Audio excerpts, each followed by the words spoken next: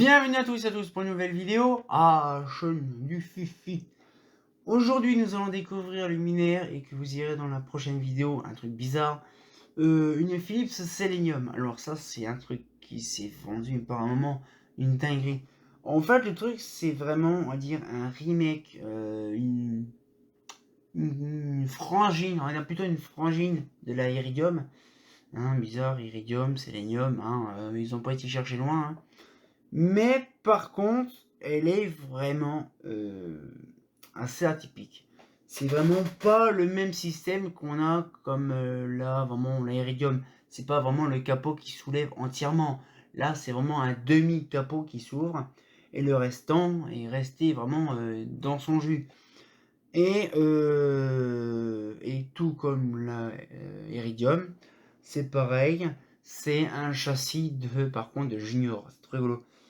Mais ce qui fait, c'est que c'est quand même assez perturbant. Ça a un peu le design d'une vasque junior, une bride de junior.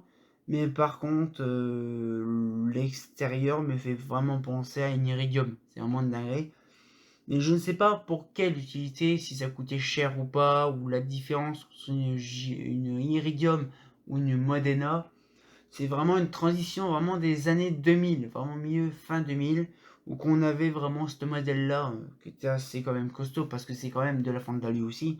Mais c'est quand même impressionnant. Alors franchement, je vous garantis, quand je vais vous montrer ça par rapport à ça, vous allez voir, c'est trop drôle, parce qu'en fait, il y a des positionnements différents, et c'est un agencement un peu what the fuck. Hein. Vous allez voir, c'est quand même rigolo. Et on se fait les petits topos juste après. Je vous montre ça maintenant.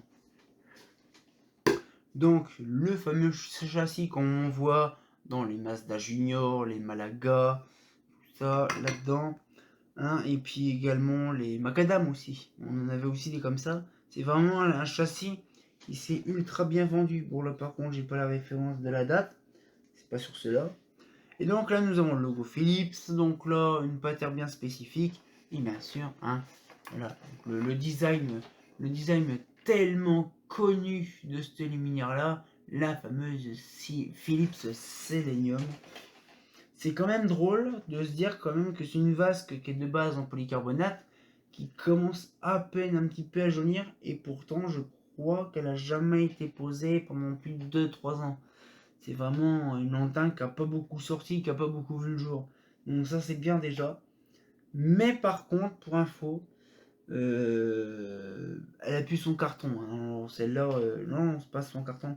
Elle avait une protection, mais non, elle est un petit peu cracra. C'est bien dommage. Mais, oh putain, je me rappelle, je sais même pas. Par contre, là, je suis en train de me foutre de l'eau, savoir si elle était neuve ou pas. C'est trop rigolo, je vais ouvrir, faire coucou. Mais franchement, c'est quand même un délire. Là, pour cette ouverture-là, elle est spéciale. Là, nous avons pas le crochet ici, machin. Là, c'est la charnière. C'est un immense bousal, machin, la charnière. Et on a l'ouverture ici au niveau de la poignée. Alors ça, c'est bien, parce qu'en fait, on peut prendre la poignée comme ça. On la tient et on ouvre vraiment. Ça, c'est vraiment bien. Par contre, ça, c'est chiant. Parce qu'en fait, voilà. Et là, je vais ouvrir. Je ne sais pas si vraiment je peux ouvrir. Alors, fais-moi mal, Johnny. Déjà, il n'y a pas vraiment, on va dire, d'ouverture au maximum. Voilà. BT2. Comme à l'usine. Alors, du coup, ouais, bon, elle a déjà été fonctionnée déjà. Il y a le câble. Donc, c'est pareil, ces systèmes-là, c'est simple, c'est des grosses poignées. Genre, c'est parfois on soulève. Bon, là, c'est simple, c'est des trucs qui se soulèvent là sur les côtés, ces petits lochets. Et après, il n'y a qu'à danser, il n'y a qu'à rouler, il n'y a qu'à machin. Donc là, il y a simplement ça. Ah, toujours classe 2. Toujours classe 2. Donc là, on a le châssis qui se barre nickel. C'est à peu près le même système, on va dire, qu'une Mazda Iridium. Mais franchement, c'est trop drôle. Parce qu'en fait, ben, il y a vraiment pas grand chose comme vis, on va dire, en inox. C'est vraiment pas grand chose. Mais par contre, on voit là, par contre, cette fois-ci que là, il y a un compartiment séparé. C'est pas comme l'Iridium. Hein. L'Iridium est différente. Et là, on le voit très bien que c'est vraiment... Il y a une chambre complète qu'on peut passer. On a une porte complète. On a la chambre, on va dire, appareillage et la chambre optique. Mais c'est quand même drôle de se dire quand même que, bon, en fait, il n'y a quasiment rien, en fait. Il n'y a aucune vis à part ça, ces petits bidules là avec une rondelle là. Le petit joint en feutre. Une vis là. La plaque qui est avec la vis. Deux vis là. Ce truc là. Et puis une pièce en plus, à mon avis, qui doit être dedans. Oh, elle doit faire à peu près moins de 10 pièces, on va dire, le luminaire. C'est impressionnant de se dire quand même que c'est perturbant quand même de se dire, oh là, bah, c'est quand même un luminaire, mais qui est pas trop détaillé en fait, parce que c'est vrai que c'est un truc qui est un peu bizarre, mais non, moi j'aime bien, franchement j'aime bien. Donc là maintenant il faut trouver le juste milieu, bien sûr, comme une grosse merde.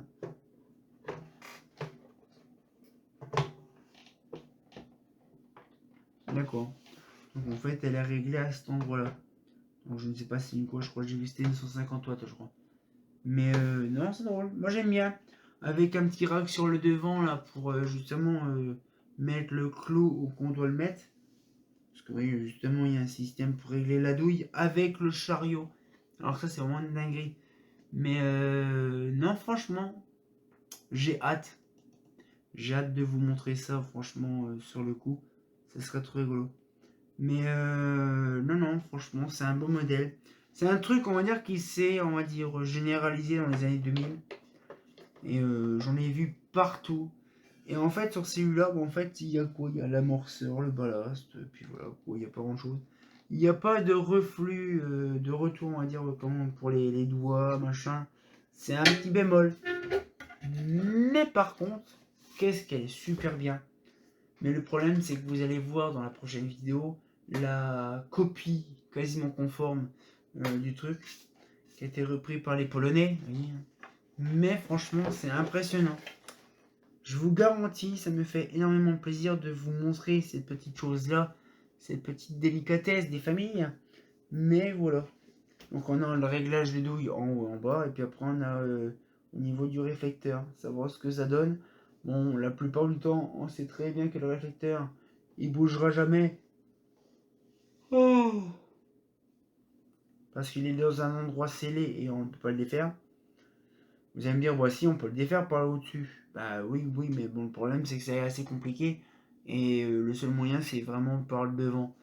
Mais je crois que la vasque, elle est collée par contre, elle, j'en sais rien. Je m'en rappelle plus.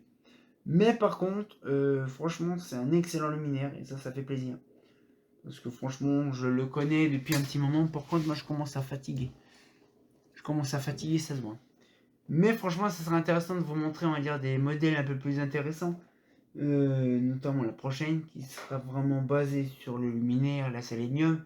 Mais c'est une énorme copie qui a été faite et non un design complet tout neuf. Hein.